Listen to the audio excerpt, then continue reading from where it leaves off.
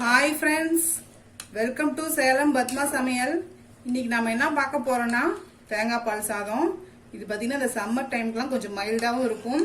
வயிற்றுல புண்ணெல்லாம் இருந்துச்சுன்னா கூட இந்த தேங்காய் பால் ஊற்றி சாதம் செய்யறதுனால அந்த புண்ணும் சரி பண்ணும். அதுதான் பார்க்க போகிறோம்.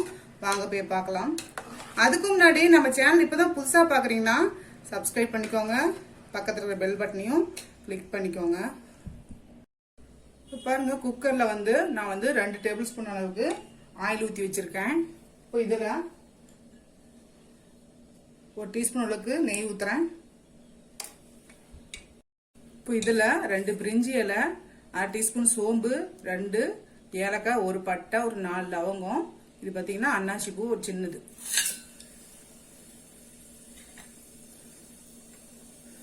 இப்போ இதில் கொஞ்சமாக முந்திரி பருப்பு. இப்போ இதில் பெரிய சைஸு வெங்காயம் 1 கட் பண்ணி வச்சிருக்கேன். 4 பச்சை மிளகாய் இதை போட்டுக்கலாம்.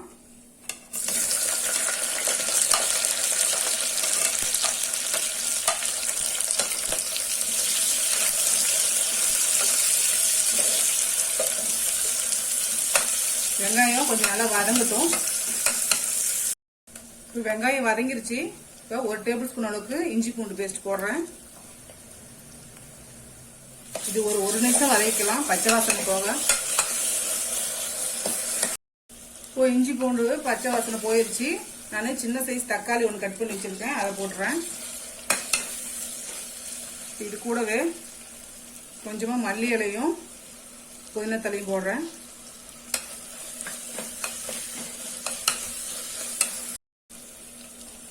நான் தேவையான அளவுக்கு உப்பு போடுறேன். இப்போ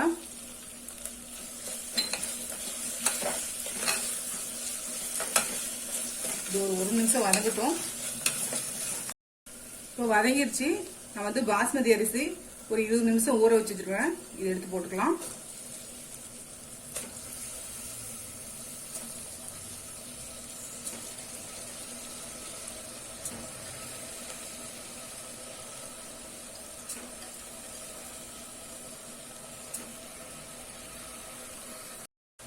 இப்போ மிக்ஸ் பண்ணி விட்டுக்கலாம்.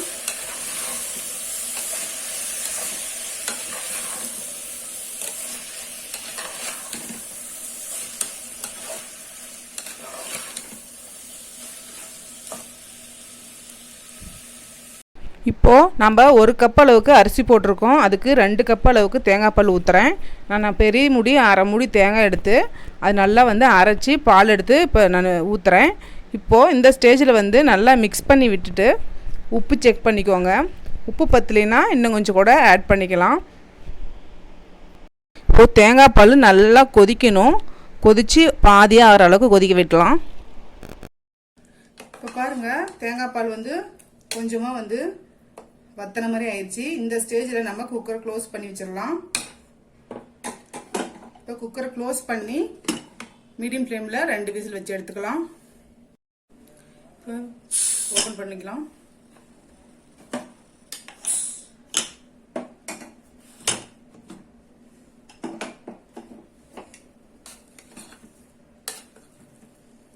அவ்வளோதாங்க, நம்ம சூப்பரான தேங்காய் பால் சாதம் ரெடிங்க.